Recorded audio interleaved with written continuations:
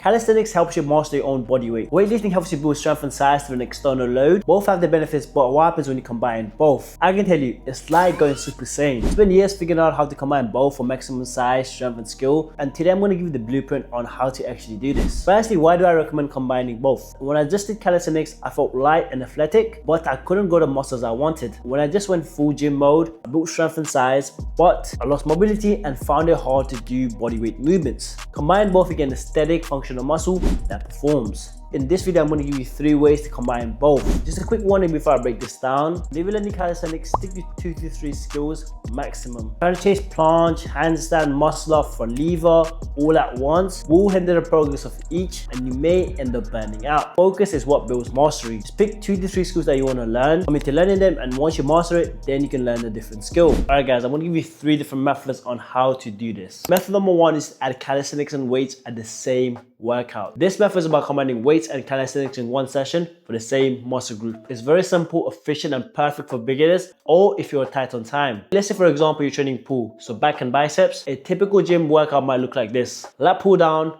barbell rows, machine rows, bicep curl, and a hammer curl. But blending body weight into your session might look like this: pull-ups instead of lat pull downs, keeping the barbell rows, swap machine rows for Australian rows, add drum curls instead of bicep curls, and keep the hammer curls. This method keeps you athletic, strong, and in control of your body whilst building muscle. You're not skipping gym work, you're enhancing it. Also, it does keep the workout fun because you're switching between body weight and weights, so you're not doing the same kind of style every session. The only thing with this style is that it's hard to build skills because your workouts are based between weights and calisthenics. So learning something like the front lever, the handstand may not be as efficient. What you want to make sure is that you have progressive overload, whether that's you're increasing reps, sets, load, or difficulty of the exercise each week. You should still be tracking performance. That's how you're going to get stronger and build muscle over time. Method 2, skills first and do weights later. This is the method that I personally use. Honestly, it works like magic if your goal is to build a physique and skills at the same time. The formula is simple. You start with calisthenics skills beginning of your session when your nervous system is still fresh. Then you do a gym or wedding calisthenics workout to build muscle. In hindsight, you're able to do both skills and build muscle at the same time. If I give you an example, the skill I'm really focused on right now is a 90-degree handstand push-up. So I train this 3 times a week. So whether it's a pull or a push day, I start handstand holds, handstand push-ups, and a 90-degree handstand push-up progression. That would normally just take me 15-20 minutes max. Once that is done, I move on to my actual workout. If it's a push workout, it would be a dumbbell press, incline work, and isolation movements.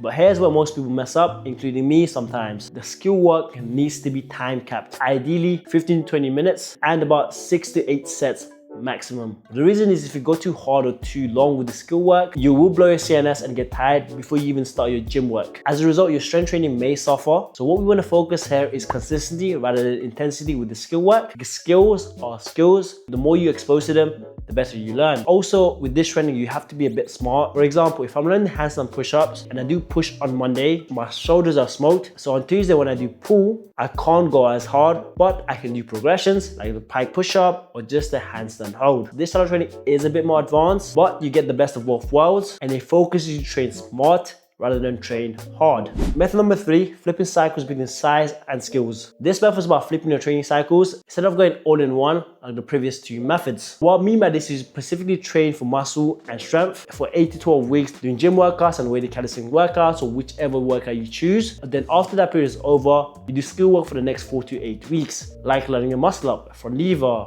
planche. Pros of this is when you do gym work, you get stronger, so your base training is stronger. Learning the skills like the muscle up is much easier than someone who just started, like who's really skinny. So basically, it means more strength, equals more capacity, and easy to learn progressions. But the problem with this method is that if you're learning skills, it's gonna be a bit more difficult because yes, you are stronger, but you're not exposing yourself to the skill as much as possible. For example, if you learn the muscle up as fast as possible, you want to do muscle progressions. And yes, having a big back and being stronger does help, but it's not going to be as fast as just doing muscle up progressions. This method I recommend for someone who likes to switch goals every few months throughout the year. So for example, if you bulk in the winter, you have your lifting, weighted calisthenics, all gym work. So once the summer comes, you cut down, you go outdoors, start learning the muscle up, just doing pure calisthenics workouts. So this method keeps you fresh and focused. So that's the 3 methods, and if you're still confused on which one to pick, here's how I would break it down. If you're a complete beginner, start with method 1. You get a feel of hybrid training, combining calisthenics and weights, and if you like this style, you can continue. If not, you just go back to doing weights or just doing calisthenics. If you have a good training base and are interested in learning skills, then I would go with method number 2. That's the one I use and it's helped me build muscle and learn skills at the same time. If you're someone who likes to switch up training every few months, then I recommend method number 3. In the winter, you bulk up, then when the summer comes, you start doing calisthenics. Rinse and repeat. Lastly, there is no wrong choice. You just pick the one that fits your lifestyle. In saying that, I hope you guys found this video helpful. Give it a like, share, and subscribe if you enjoyed it. And I'll catch you guys in the next